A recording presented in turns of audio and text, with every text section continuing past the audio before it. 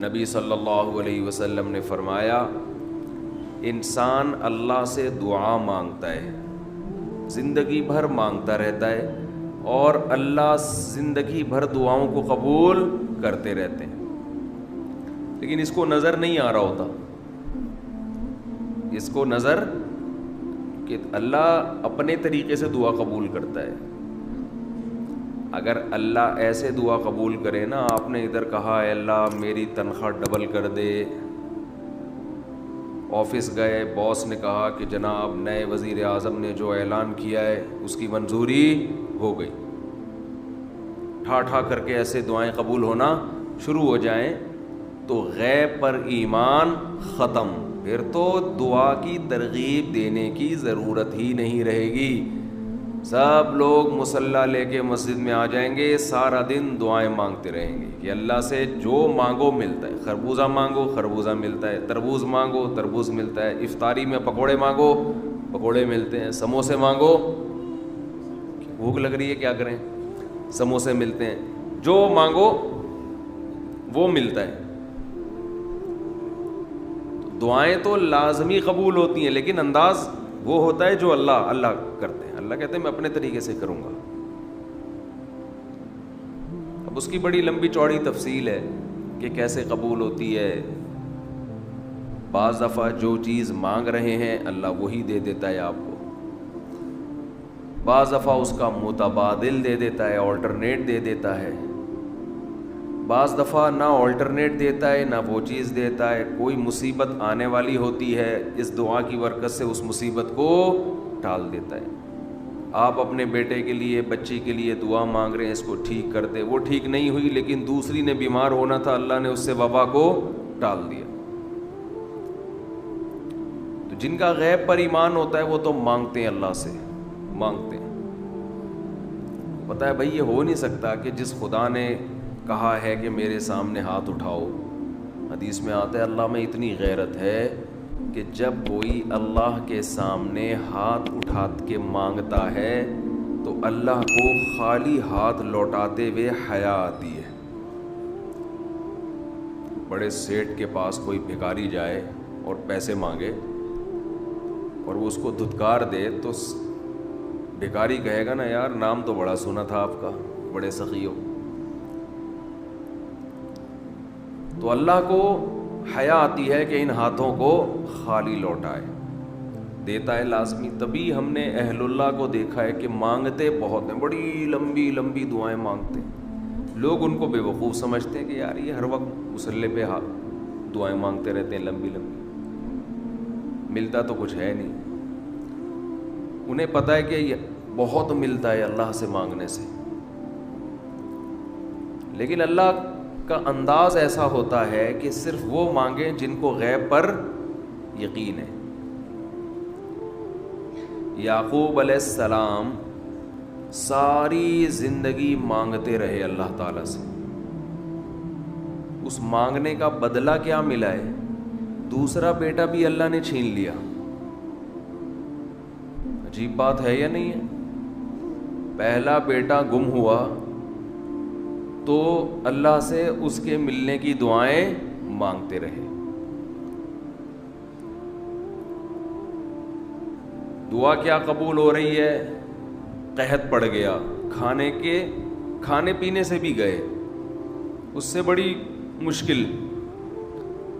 Ration لینے کے لیے بھیجا مصر اپنے بیٹوں کو، تو دوسرا بیٹا بھی بولو گیا، وہ بھی بادشاہ نے رکھ لیا۔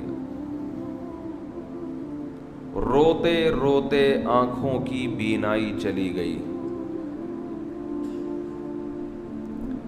آپ کی اولادیں آپ سے کیا کہنے لگی ہیں؟ تاللہ تفتأ تذکر یوسف، اللہ کی قسم آپ یوسف کو ابھی تک یاد رکھا ہوا ہے۔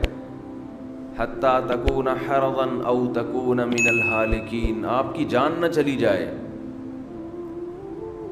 تو زبان سے یہ نہیں کہا کہ میں اللہ سے مانگ مانگ کے تھک گیا ہوں لیکن اللہ دینے کے لیے تیار نہیں ہے، میرا تو دوسرا بیٹا بھی گیا۔ جب دوسرا بیٹا بھی گیا ہے نا، اس وقت یہ الفاظ کہیں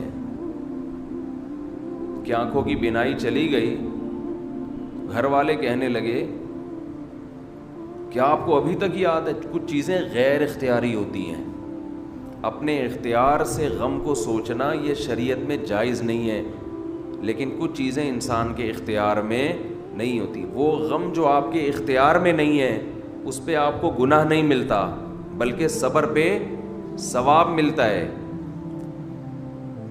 شریعت میں حکم یہ ہے کہ غم کو بھول جاؤ، اس کو ایک ہی چیز کو لے کے مت بیٹھے رہو۔ لیکن حضرت یعقوب علیہ السلام کو اپنے بیٹے سے اتنی محبت، ظاہر ہے اس بیٹے میں بہت ساری خصوصیات تھیں، وہ جانتے تھے کہ اللہ ان کو پیغمبر بنائے گا، کہ اتنے عرصے کے بعد بھی آپ کے دل سے غم نہیں نکلا، لیکن اس غم کو لے کر زندگی گزار دی، کسی کے سامنے اللہ کی شکایت نہیں کی کہ میرے ساتھ کیا ہو رہا ہے۔ اور دعا قبول کیسے ہو رہی ہے کہ دوسرا بیٹا بھی گیا،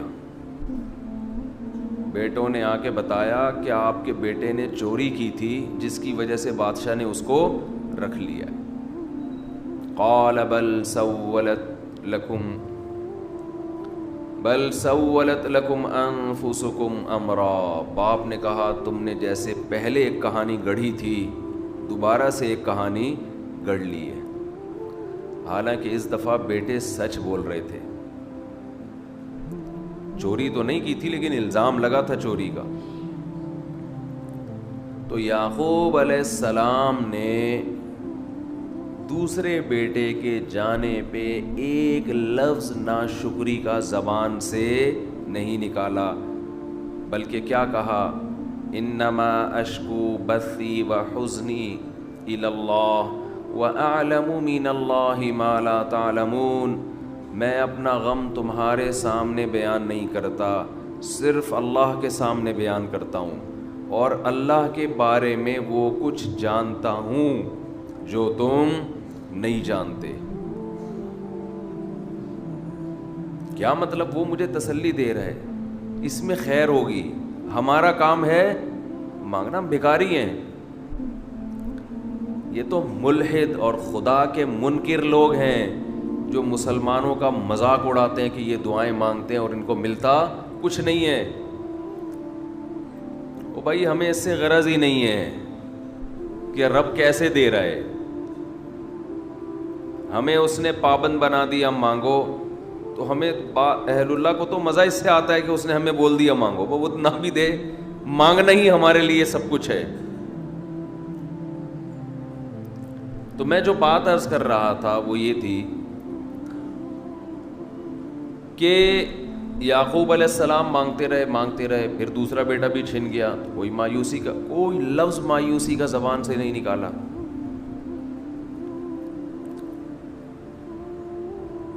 تو حدیث میں آتا ہے کہ ایک بندہ مسلسل دعا مانگتا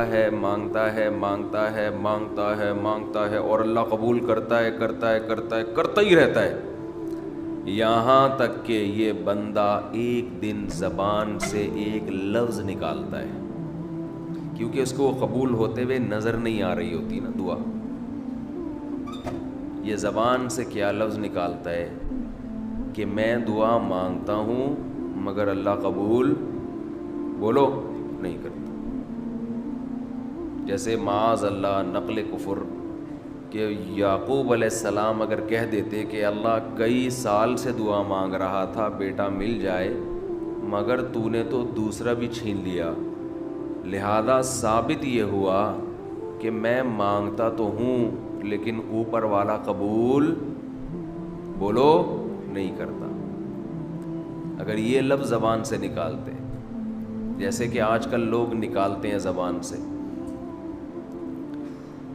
تو حدیث میں آتا ہے یہ جو جملہ زبان سے نکالا ہے اس کے بعد سے اللہ قبول کرنا چھوڑ دیتے ہیں، اس سے پہلے ہو رہی تھی،